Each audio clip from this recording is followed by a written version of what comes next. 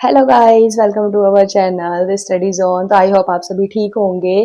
तो आज मैं आपके लिए एक क्लास 9 का प्रैक्टिस टेस्ट लेकर आई हूँ जो कि कल आपको एग्जाम में बहुत ज़्यादा हेल्पफुल है।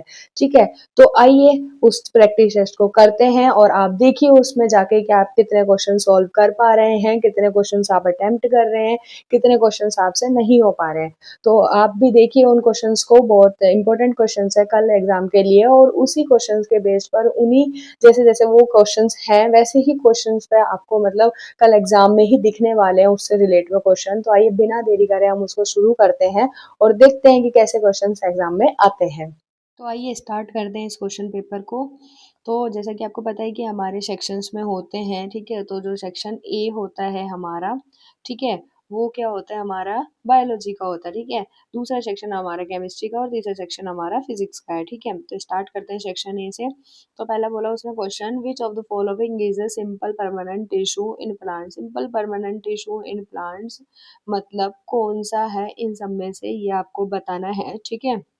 Next is scientific management of farm animal is called. मतलब साइंटिफिक मैनेजमेंट मतलब किसी फार्म एनिमल्स का करना, उसको हम क्या बोलते हैं, ये आपको बताना है, ठीक है।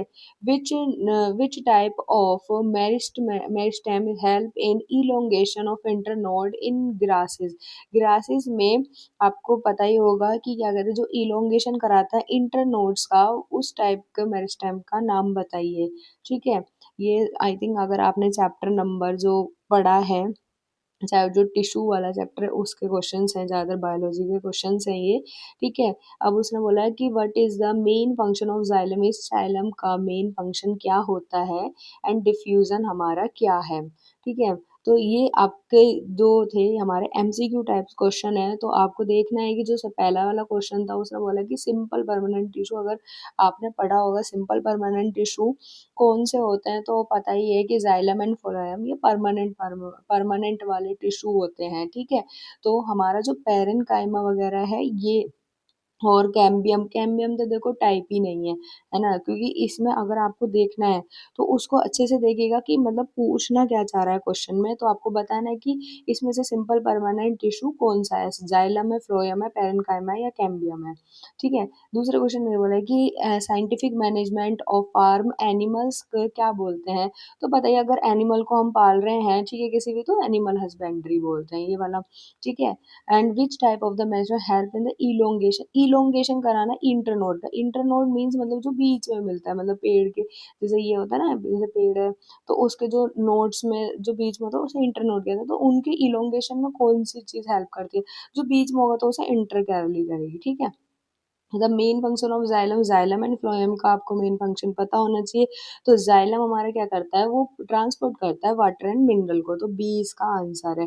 डिफ्यूजन आप उसको बताएंगे कि क्या होता है। डिफ्यूजन क्या होता है, movement of water across a membrane, movement of molecule from higher to lower concentration, movement of molecule from higher to lower concentration, ठीक है। ये दो दो बार ये सेम ही है ना, नहीं हायर से लोअर, एक में लिखा लोअर से हायर एंड सेल डिवीजन। तो आपको इसका आंसर कमेंट सेक्शन में देना है कि क्या होता है डिफ्यूजन, ठीक है। उसने बोला कंपोसाइट फिश कल्चर इज, मतलब कंपोसाइट फिश कल्चर क्या है, मतलब culture only one type of fish, culture 5 to 6 species of fish together, ठीक है। कि मतलब एक ही टाइप की फिश होनी चाहिए, दूसरे में 5 6 टाइप की होनी चाहिए, क्या फिर कंपोसाइट टैंक जो होता है उसके अंदर, या फिर रियरिंग ऑर्नामेंट फिशेज होती है, ठीक है। आपको इसका आंसर बताना है।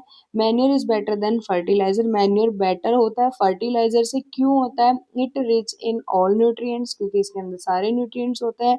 It increase soil fertility and water holding capacity, ठीक है। ये क्या करता है, इंक्रीज करता है सॉइल फर्टिलिटी को और वाटर होल्डिंग कैपेसिटी को। It does not need large quantity, इसके लिए लार्ज मतलब ज़्यादा क्वांटिटी की जरूरत नहीं होती है। इट किल्स पेस्ट, और ये पेस्ट को मतलब मार देती है। तो आपको ये बताना है। नेक्स्ट क्वेश्चन क्या है, the following question 8 consist of 2 statement. उसने कहा है कि ये जो क्वेश्चन है मतलब इसमें आपको बताना है, इसके अंदर 2 स्टेटमेंट है, assertion A and reason R है, ठीक है। Answer the question by selecting the appropriate option given below. उसने कहा कि जो ऑप्शन हमने आपको दे रखे हैं उससे आपको बताना है कि कौन सा क्वेश्चन ठीक है। तो पहले हमें मतलब इनको पढ़ना पड़ता है कि भाई क्या है। तो देखो पहले हम पढ़ेंगे एसर्शन को। एसर्शन देखिए यहाँ पर क्या बोला है कि उसने बोला जो cell wall is present in both plant and animal cell.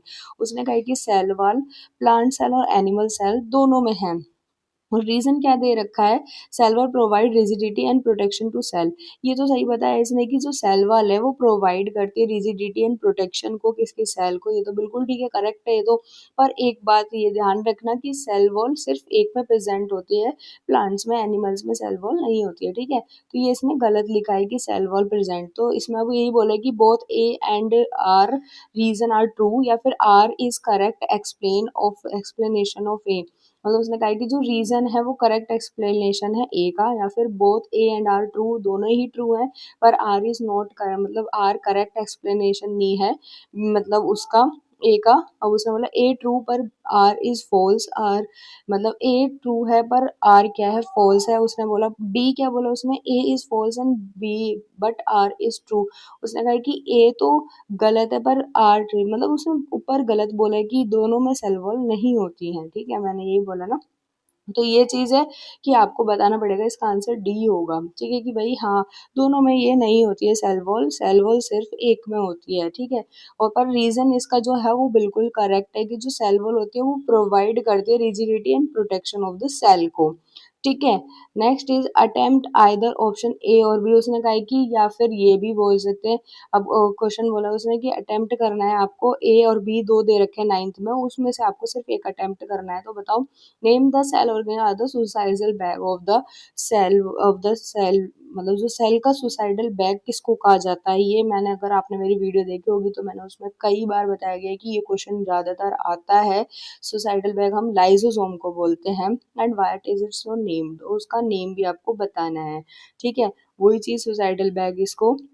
And why is the mitochondria the power house, मैंने दोनों क्वेश्चन आपको बताया कि माइटोकॉन्ड्रिया को power house of the cell क्यों बोलते हैं, और suicidal bag of the lysosome मतलब ये क्या है, मतलब इसको क्या नाम बार बार पूछा जाता है। तो ये मैंने अपनी वीडियो में दोनों में बता रखा है, तो आपको ये दोनों क्वेश्चन आई थिंक आते होंगे, ठीक है। Next question, what are the factors for which crop varieties are improved and it, उसने कहा कि ऐसे कौन से दो फैक्टर्स हैं जिससे हमारी जो क्रॉप की वेराइटीज हैं वो इम्प्रूव हो जाती हैं, वो आपको बतानी है, ठीक है। And what is the basic difference between mix cropping and intercropping, mixed cropping और इंटरक्रॉपिंग में आपको बेसिक सा डिफरेंस बताना है, ठीक है। Next question, explain why this cell is called the structure and the function unit of life. अगर ये वाला क्वेश्चन, मतलब ये क्वेश्चन तो चैप्टर के शुरुआत में ही मतलब सबको बता दिया जाता है कि सेल वॉल को, सॉरी, सेल को हम structural function unit of life क्यों बोलते हैं, ठीक है। तो ये क्वेश्चन तो बिल्कुल ही बेसिक क्वेश्चन सबसे ज़्यादा जो बहुत बार पूछा गया है। Why are cardiac called the involuntary muscle, मतलब कार्डियक मसल्स को हम इनवॉल्ट्री मसल्स क्यों बोलते हैं, ठीक है। अब next is student injured his leg muscle, एक स्टूडेंट है उसने अपनी इंजर्ड कर ली है लेग मसल को वाइल प्लेइंग, खेलते समय, and was unable to walk properly for few days, और वो क्या हो रहा है, वो ढंग से चल नहीं पा रहा है एक दो दिन से। विच type of muscle tissues was injured, तो आप बताइए कि कौन से टाइप के मतलब टिश्यूज इंजर्ड हैं इसमें, ठीक है। तो I think muscular tissues he injured हैं, ठीक है, क्योंकि मसल में लगी है उसको, इसलिए। अब उसने बोला next question, Riya touch a hot pan, Riya ने एक हॉट पैन को टच कर लिया है इमिडिएटली, गलती मतलब अचानक से। विड्रॉ हर हैंड, उसने फिर अपना हैंड भी पीछे करा एकदम से। Name the tissue responsible for this quick response, तो आपको उस रेस्पॉन्स कौन सी, मतलब कौन सी टिश्यू इस रेस्पॉन्स में आपको बताना है कि किस टिश्यू का मतलब नेम बताना है कि जिससे ये मतलब क्विक रेस्पॉन्स हुआ है, उस टिश्यू का नाम बताइए, okay. Next question, the outer surface of a tree bark become rough and sometime crack appear during summer, उसने कहा है कि जो आउटर सरफेस होती है ट्री बार्क की वो बहुत ज़्यादा टफ हो जाती है, रफ है, एंड समटाइम क्रैक भी हो जाती है वो समर के टाइम पर। We also observe that in desert area में हमने इन चीज़ों को ऑब्जर्व किया है। Cactus plant do not lose much water even even in extreme heat, ठीक है। एक्सट्रीम हीट में मतलब क्या होता है कि वो ज़्यादा पानी को मतलब क्या करता है, लूज नहीं करता है। तो आपको बताना, name the protective tissue present in the bark of the tree, पहले आपको बताना है कि कौन सा ऐसा मतलब क्या कहता है प्रोटेक्टिव टिश्यू है अगर आपने पैरेनकाइमा, स्केलेनकाइमा एंड कोलेनकाइमा को ढंग से पढ़ा होगा तो इसका आंसर उन्हीं तीनों में से एक है कि प्रोटेक्टिव मतलब बार्क ऑफ द ट्री मतलब किस प्रोटेक्टिव टिश्यू से मिल प्रोटेक्टिव टिश्यू है और वो कौन से टिश्यू का क्या नाम है, ठीक है। इन तीनों में से ही इसका नाम है। What chemical make cork cell impermeable to water and gases, मतलब कौन सा ऐसा है कॉर्क के अंदर, कॉर्क जब बनता है कौन सा ऐसा केमिकल है जो इम्परमिएबल बनाता है कॉर्क को, ताकि वो पानी और गैसेस का एक्सचेंज ना कर सके, मतलब लूज ना कर सके, ठीक है। अटेम्प्ट करना है आपको सी और डी में से एक। विच tissue prevent water lose in cactus, है कि कौन सी टिश्यूज प्रिवेंट करती हैं पानी के लॉस को कैक्टस प्लांट में। Why are the guard cell important for a plant cell, मतलब ग्वार्ड सेल क्यों जरूरी होते हैं एक प्लांट के लिए, ठीक है, आपको ये बताना है। ग्वार्ड सेल का आपको पता ही होगा स्टोमेटा के अंदर यूज होता है, तो वो चीज़। अब उसने बोला है कि इसमें क्वेश्चन नंबर 14 में भी अटेम्प्ट करना है, या तो ए करना है या फिर बी करना है, ठीक है। तो पहला क्वेश्चन ये है कि आपको endoplasmic reticulum and smooth endoplasmic में फंक्शनल डिफरेंस बता, write to different the prokaryotic and eukaryotic cell, ठीक है। Name the cell organ responsible for packaging and the secretion, इसमें सेल का नाम बताना जो रिस्पॉन्सिबल है पैकेजिंग में और सिक्रीशन करने में। अगर आपने मेरी वीडियोस देखी होंगी तो उसमें ये तीनों क्वेश्चंस बताए गए हैं, ठीक है। नेक्स्ट ये वाला भी बताया, व्हाट आर द प्लास्टिड्स भी मैंने अपनी डिफेंस में दिया हुआ है, उसके टाइप एंड देयर फंक्शन भी मैंने उसमें बताया हुआ है ना। और ये भी मेरा क्वेश्चन है, ये भी मैंने क्वेश्चन में बताया हुआ है। ये सारे क्वेश्चंस आपको मेरे डिफाइन और मेरी वीडियोस में मिल जाएंगे कि प्लाज्मा मेम्ब्रेन को क्या वो क्यों बोलता है सिलेक्टिबल परमिएबल मेम्ब्रेन एंड वैक्यूल का एक मेन फंक्शन आपको बताना है, ठीक है। तो ये सब चीज़ें मैं आपको पहले ही अपनी इस वीडियो में पढ़ा चुकी हूँ, ठीक है। तो जाइए, अगर आपने वो वीडियोस नहीं देखी तो उन वीडियोस को भी जाके देखिए।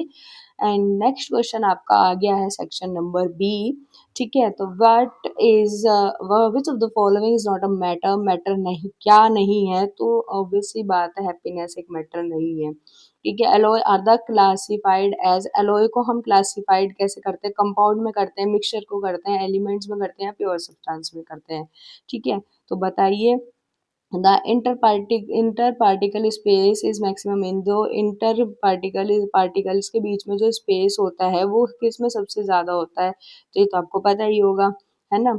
तो चलिए नेक्स्ट क्वेश्चन 18 क्वेश्चन पे चलते हैं हम।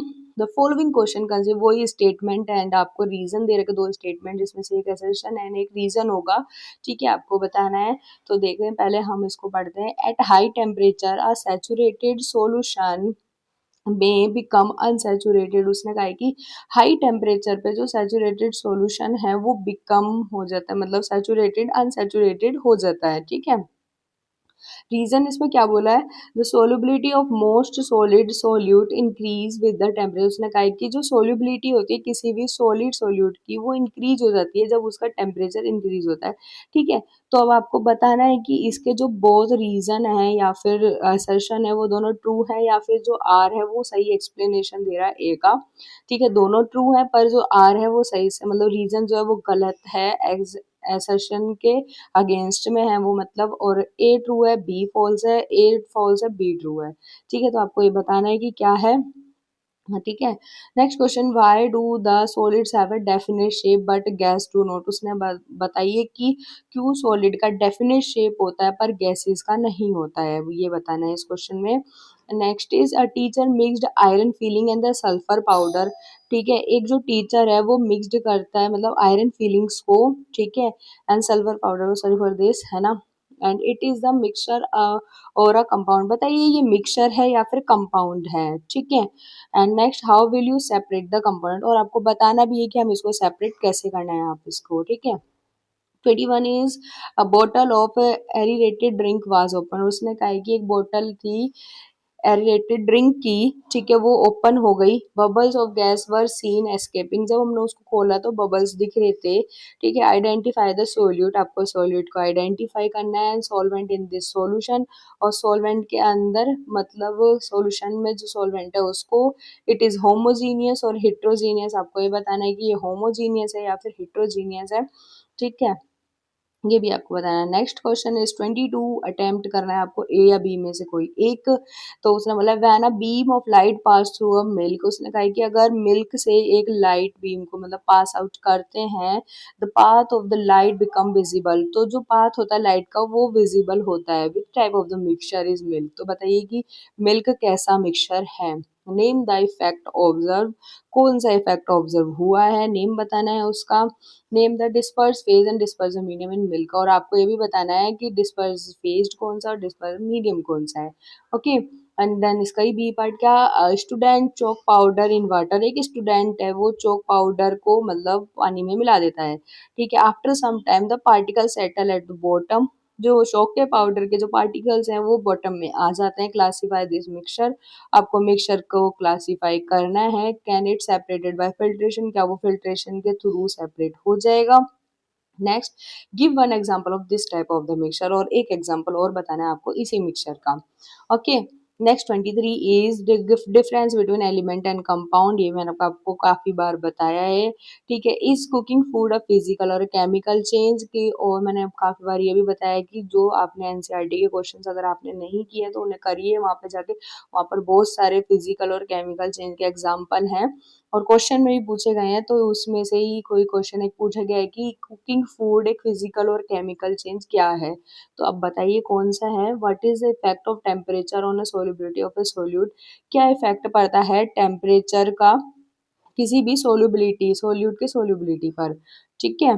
Next question is the people sprinkle some water on the floor of their house on a hot day, मतलब पीपल्स जो इंसान होते हैं वो मतलब पानी के छिड़काव कर देते हैं अपने, मतलब जब गर्मी होती है ज्यादा, हॉट डेज होते हैं जब, after some time the floor become cool, मतलब कुछ समय बाद आपने देखा होगा वो जो फ्लोर होता है या फिर छत होती है वो ठंडी हो जाती है, ठीक है। Which phenomena is responsible for the cooling, बताइए कौन सा फेनोमेना है कि भाई इसके बाद मतलब क्या होता है ऐसे ये कूल होती है।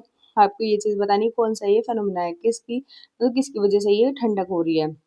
Give example of this phenomena seen in the daily life, और एक एग्जाम्पल और बताना है आपको जो आप अपनी डेली लाइफ में रोजाना देखते हैं। अब आपको बताना है नेक्स्ट इज, आपको सी या डी में से एक करना है कि why do wear the cotton clothes in summer, ये एनसीईआरटी का क्वेश्चन है। Right two factor affecting the this phenomena, तो ये जो फैक्टर था वो इवेपोरेशन था, और इसमें आपको यही पूछा गया है जो ये क्वेश्चन है उसमें मैंने आपको कई बार बताया कि जो फैक्टर अफेक्ट करते हैं इवेपोरेशन को उसको याद याद करना है, ठीक है। मैंने आपको कई बार अपनी वीडियो में भी बताया और यहाँ पर भी पूछ लिए कि दो फैक्टर बताइए इवेपोरेशन को जो इफेक्ट करते हैं, और यहाँ पर भी फेनोमेना जो पूछा गया है वो भी इवेपोरेशन है, और आपको इसका भी एक एग्जाम्पल यहाँ पर बताना है।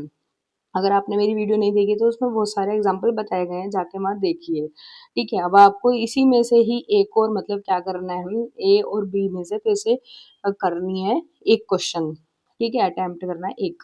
When camphor is kept on a open dish, मतलब जो कैम्फर होता है वो ओपन डिश के मतलब रखा गया है, it's quantity decrease day by day, ठीक है। डे बाय डे उसकी जो मतलब इंक्रीज मतलब डिक्रीज होती जा रही है, मतलब छोटा सा होता जा रहा है वो, ठीक है। कोई भी रेसिड्यू मतलब लास्ट में नहीं बचा है। विच प्रोसेस इन्वॉल्व एयर, तो कौन सा ऐसा प्रोसेस है जो इन्वॉल्व हुआ है, तो इवोपरेशन ही हुआ है यहाँ पर involve. Why does the temperature remain constant during melting of ice even though heat is being supplied, उसने कहा है कि जो टेम्परेचर है वो कॉन्स्टेंट रहता है जब कोई भी आइस मतलब मेल्ट होती है, even heat is being supplied, ताकि मतलब पर हम उसके अंदर हीट भी मतलब सप्लाई कर रहे हैं तब भी टेम्परेचर रिमेन कैसे रहता है, ठीक है। तो आपको बताना है ये क्यों रहता है।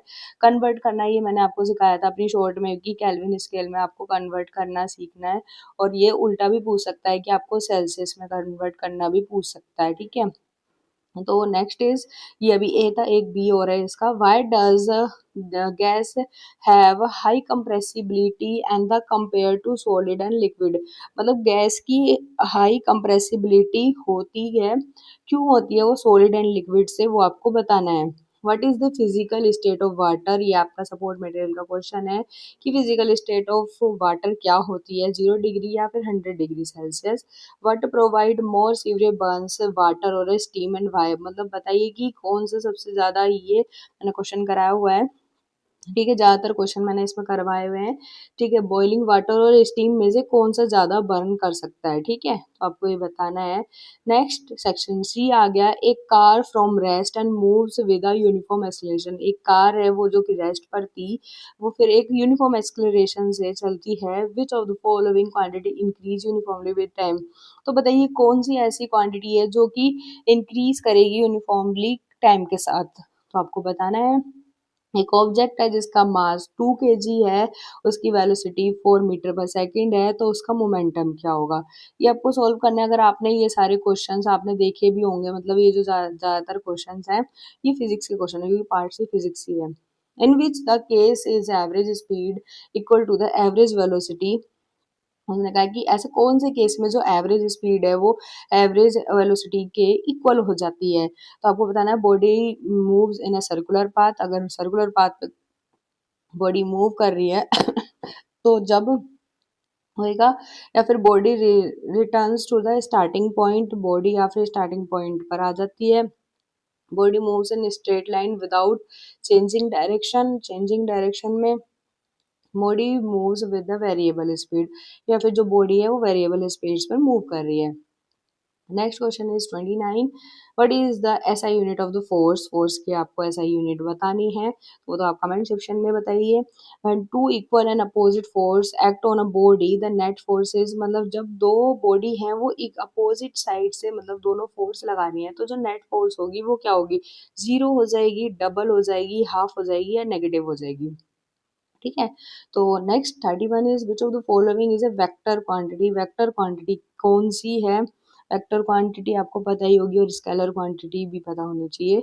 नेक्स्ट इज आपको फिर से रीजन एंड असर्शन दे दिया है, तो पहले हम असर्शन पढ़ते हैं कि क्या बोल रहा है वो। Assertion, Newton second law gives a measure of force.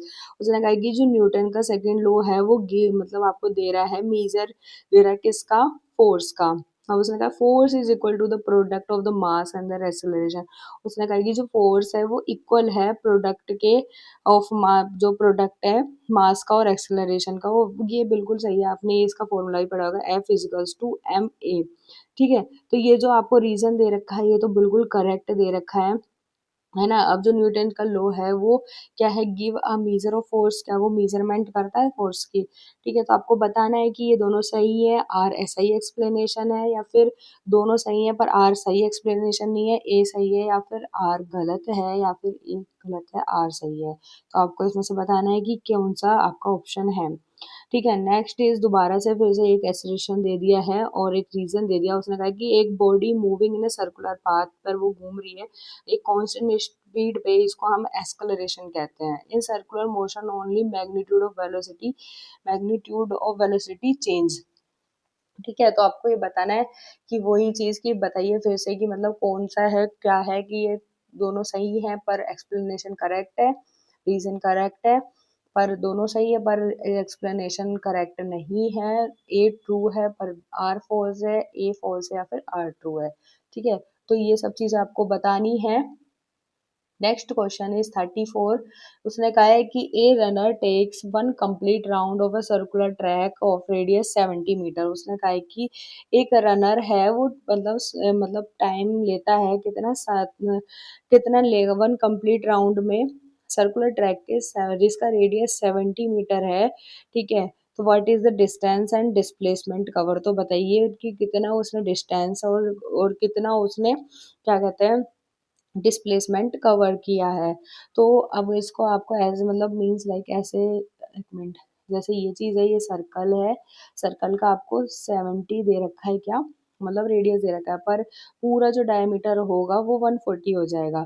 ठीक है, तो अब आपको क्या पूछा है, डिस्टेंस पूछा है। डिस्टेंस होता है कि मतलब पूरा पूरा लगाकर ही पूरा, ठीक है, पूरा बताना है आपको, है ना। तो जो डिस्टेंस होगा, डिस्टेंस का फॉर्मूला आपको बताइए, स्पीड इनटू टाइम होता है, पर यहाँ पे स्पीड भी नहीं दे रखी है और ना ही टाइम दे रखा है। तो यहाँ पे जो सर्कुलर पाथ है तो आपको पता होना चाहिए कि भाई इसका जो सरकमफ्रेंस का फॉर्मूला क्या होता है, इस 2 पाई आर होता है, जहाँ पर आपको रेडियस आपने दे ही रखी है कितनी, 70 दे रखी है। तो 2 × 22 अपॉन में 7 × 70, जब आप इसको काटोगे तो 10 बचेगा। ठीक है, यहाँ पे 44 × 10 आएगा, तो जो आपका आंसर आ जाएगा वो 440 कितना आ जाएगा, मीटर में दे रखा तो मीटर। ठीक है। तो ये आपका क्या आया, ये आपका अभी आया था हमारा डिस्टेंस। अब आपको डिस्प्लेसमेंट बोला है तो वो होता है शॉर्टेस्ट पाथ ट्रेवल, ठीक है। शॉर्टेस्ट पाथ ट्रेवल करने का मतलब इसका थोड़ा सा मतलब इसको जब सोल्व करेंगे तो इसमें हम ऐसे, एक मिनट, जैसे ये चीज़ है, अब इसमें इसने बोला कि आपको शॉर्टेस्ट पाथ ट्रेवल करना है, तो जब आपको पता है ये यहाँ से इधर गया, ठीक है, अब पूरा घूमेगा तो जैसे डिस्टेंस, पर शॉर्टेस्ट पाथ क्या होता है, डिस्प्लेसमेंट होता है। तो ये इधर से जब ऐसे जाएगा, ठीक है, तो ये मतलब कम समय लेगा। तो जब इतना 70 है तो इतना क्या, 70 और 70 कितना होता है, तो 140। तो 140 इसका क्या हो सकता है, डिस्प्लेसमेंट। ओके। नेक्स्ट क्वेश्चन फिर से आपने बोला है कि आपको एक ए और बी में से सॉल्व आउट करना है। तो वह ना swimmer pushes water backward, he moves forward. उसने कहा है कि जब स्विमर पुश करता है पानी को बैकवर्ड, जब वो आपको फॉरवर्ड करता है, वो आपको आगे की तरफ धकेलता है, एक्सप्लेन करो। उसने कहा कि एक फोर्स है 10 न्यूटन्स की, एक्सलरेशन है 2 मीटर पर सेकंड का, तो मास बताइए। तो यहाँ पर सीधा सीधा सा फॉर्मूला है ये वाला, एम इंटू ए। तो इसमें आपको एक्सलरेशन दे रखा है 2 दे रखा है, एंड आपको फोर्स दे रखी है 10, ये 2 एंड ये, तो आपका जो मतलब मास है वो 5 kg होगा, ठीक है आंसर। तो ये वो छोटे छोटे से क्वेश्चन है, इन्हें आप सोल्व करके आओगे तो पूरे पूरे नंबर मिलेंगे। अब आपका आया uniform linear motion, uniform circular motion में डिफरेंस बताने हैं, एनी थ्री, तीन बताने हैं। उसने कहा है कि एक cricketer hit a ball with his bat. Cricketer है वो मतलब क्या करता है, हिट करता है अपनी अपने बैट से एक बॉल को, the speed and the direction of the ball change intensely.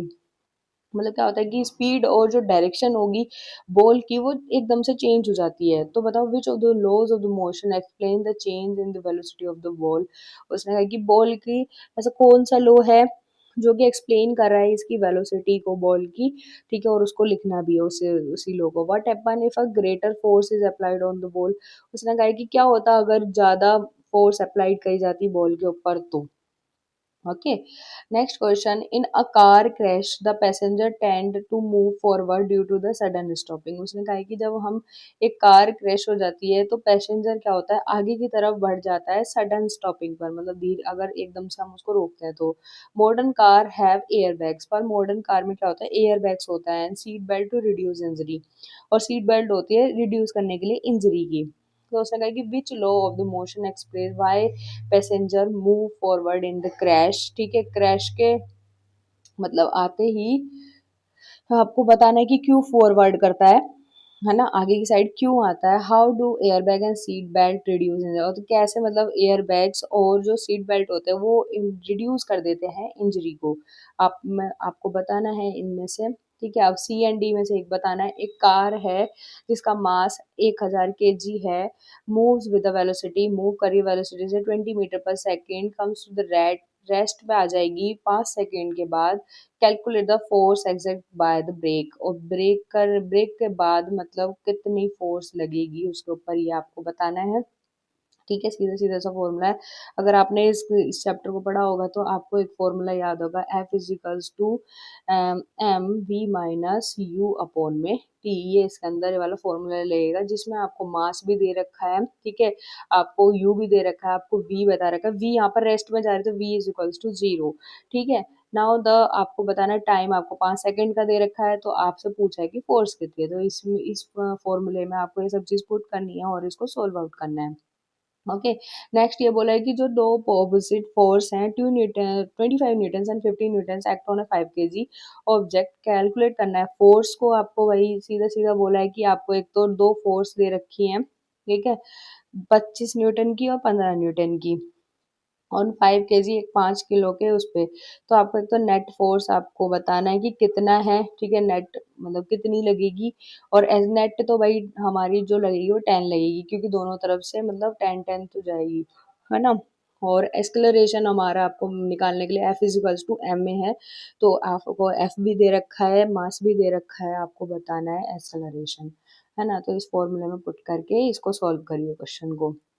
Attempt करना है आपको ए और बी में से। फिर से एक ट्रेन है जो ट्रेवल कर रही है 120 kilometre of the speed of 60 kilometre per our, मतलब 120 किलोमीटर मतलब ट्रेवल करा है जितने स्पीड से 60 किलोमीटर पर आवर था। नेक्स्ट 120 वो हो गया 40 किलोमीटर पर आवर से। Find the average speed of the train for the whole journey. तो मैंने आपको बताया था एवरेज स्पीड का ठीक है, क्या होता है कि भाई जो जितना आपने क्या कहते हैं टोटल डिस्टेंस अपॉन में टोटल टाइम टेकन, ये आपको पता ही है, इसका फॉर्मूला इसमें रखिए और उसको सॉल्व करिए। डिफरेंस बताना यूनिफॉर्म एंड नॉन यूनिफॉर्म में, ये मैंने काफी बार बताया हुआ है अपनी वीडियोस में। What is the quantity which is measured by the area occupied by the velocity time graph, और मैंने आपको ग्राफ्स बताए थे कि सारे ग्राफ्स आपको करने हैं, उसमें से ये क्वेश्चन पूछा गया है।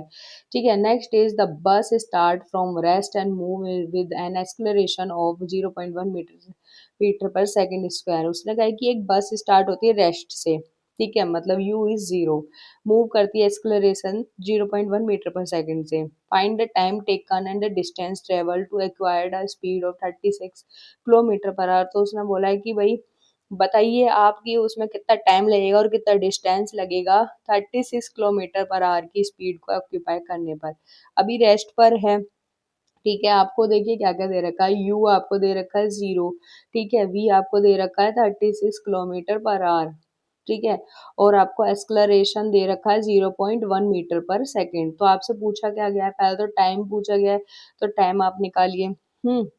तो आपने ये अगर देखी होंगी तो आपका जो एक है v equals to U plus A T है एक, है ना, तो उससे आपको यहाँ पर आपको v भी पता है, u भी पता है, ए भी पता है, t आप निकाल लोगे।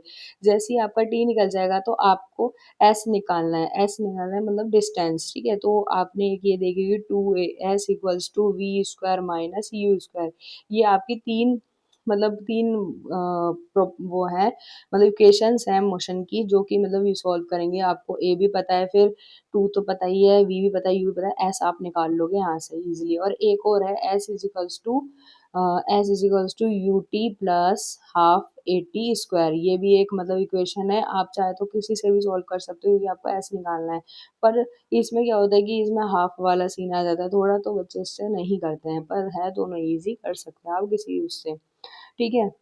अब क्या बोला है, which next is which type of the motion is represented by a straight line incline to the time axis on a distance time graph. उसने कहा है कि डिस्टेंस टाइम ग्राफ पे रिप्रेजेंट करो वो मोशन जो कि स्ट्रेट है टाइम एक्सिस से।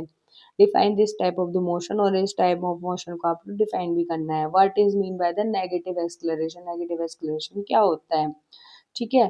तो यही थे आपके सारे इम्पोर्टेंट क्वेश्चन, जो मतलब क्या है इम्पोर्टेंट पेपर है। हाँ, मतलब आई होप आपको अच्छी भी लगी होगी ये वीडियो। एंड इसके कितने क्वेश्चंस हुए हैं, मतलब टोटल क्वेश्चंस आपके यहाँ पर कितने थे, आपके टोटल क्वेश्चन 39 थे, ठीक है। तो आप ये बताइए कि मतलब ये क्वेश्चन है आपका कि आपके 39 में से हाउ मच क्वेश्चन आपने, कितने क्वेश्चन आपको आते हैं, ठीक है, ये आपको बताना है। आई होप आपको ये क्वेश्चन पेपर अच्छा लगा होगा, तो प्लीज मुझे बताइए कमेंट सेक्शन में जाके कि आपको इस क्वेश्चन पेपर में से कितने क्वेश्चंस आते हैं, कितने आपने पहली बार देखे या फिर कितने आपको पहले से ही आते थे, ठीक है। तो जाइए पहले क्या कहते हैं, जाइए कमेंट सेक्शन में बताइए कि हमारे इतने इतने क्वेश्चंस में से हमने इतने सॉल्व करे और हमें इतने क्वेश्चंस आते थे, ठीक है। एंड प्लीज इस वीडियो को ज्यादा से ज्यादा शेयर करिए ताकि आपके जो फ्रेंड्स हैं वो भी जाके इस क्वेश्चन पेपर को सॉल्व आउट कर सकें, ठीक है। तो जाइए जल्दी जल्दी like comment share and subscribe करना बिल्कुल ना भूलें। जब तक के लिए ऑल द वेरी बेस्ट आपके कल के एग्जाम के लिए। Thank you so much. Radhe Radhe.